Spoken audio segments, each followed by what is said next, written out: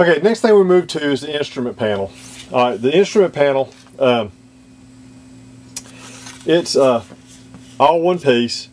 You trim it as close to the back as you can, leave it just leaving as much of the flange going back as you can, just removing the flashing around here all the way around. On this instrument panel, you can look at an angle. You'll see 4 little divots there. Those are for toggle switches. You can do those like I've done in the past. Is you take a 3/64" drill and drill those out, and then take toothpicks that I'll supply, paint the ends silver, and stick them through the back, and it can make your toggle switches. And you can angle them from the back to make them up or down. Also, I put a piece of boss on the back that makes it nice and rigid. It won't flex or move. As far as your gauges, they are supplied. Let's see here. They are supplied. The best way I found to cut those out, and the easiest way, unless you want to sit there with scissors, is these holes originally start out as 1/2 inch and 3/8.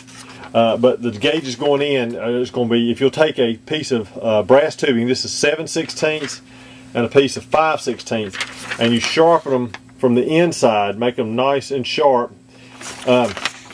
You can take these, and I put them in a drill and just put them on there, press hard, and as it turns, it cuts. I'd practice on a couple pieces first, but you can get to where you can cut those out and then just pop them out, and they'll fit right into the instrument panel. Anyway, once you've got it painted, and it was black on the airplane, and got your gauges put in, this is real. I've made this where it's a nice tight fit in the fuselage sides.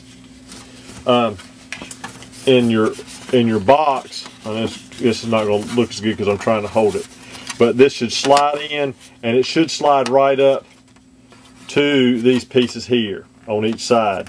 And it just should slide right up into place, and it pulls in, and this is shaped where it'll come up.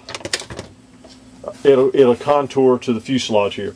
All right, but to install it, you just come in from the back, and you can pre-fit all this stuff without ever gluing it in, because none of this is glued in.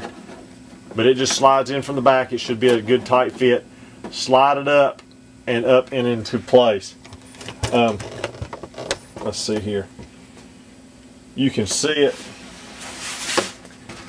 here. It is up against the top across here, and it's up against the those side stringers, and it pulled in place, and you'll end up gluing that into place. As far as the gun sight goes, I try to replicate it as best I can. What you have to do is, with this dash that's left here, I've made this where this is on an angle. You just come in here, and before you ever glue it, hold it into place and fit this until it's 90 degrees. I have the angle pretty well, and then you will cut this off at the bottom so it fits nicely into the holder. There's also a piece of I gotta clean the flashing off. There's a piece of clear ABS that will come up here to make your reflector off the gun sight. But that's just glued in place. Another thing I have for the fuselage is there was a armored glass plating that went behind the pilot's head. Let's see where I laid it. Oh, here it is. It will be included in your kit. There will be a clear piece of ABS. It's got protective coating on each side. There will be a traced pattern on it. You cut that pattern out. There will be probably just one piece, you just have to cut it, of ABS that you need to paint to the color of your cockpit interior. Want to be glued on each side. Okay, this, if you look at your cockpit, you can see where it steps down. This will be glued directly behind there. It's cut to fit. If you cut the pattern out, and it's glued into place. This is cut so it will fit inside of your canopy. The pilot seat, I also pulled it out of extra thick ABS also. It glues right down to the floorboard. I think it looked like on the documentation for the real plane it didn't have any elevation to it at all. It was set right down on the floorboard. But that sits there, and then the armored piece goes right behind that. Also, when you cut your canopy, a good way to cut the canopy is it's hard to see the lines on the outside. If you look along the inside as you cut, you can see. If you'll run hot water over the outside, this tends to be a little bit brittle. It'll make it nice and soft for you to make that cut. But it fits nicely into place. It fits over the armored headrest.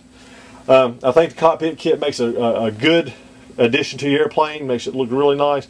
If you have any problems, you can feel free to get a hold of me. My website, tiesplanes.com. I'll be glad to help you anyway. If you mess up any parts, I have plenty of spares. We can, or you can get a hold of me through Tomas at VQ Warbirds. I hope this helps, and good luck with your airplane.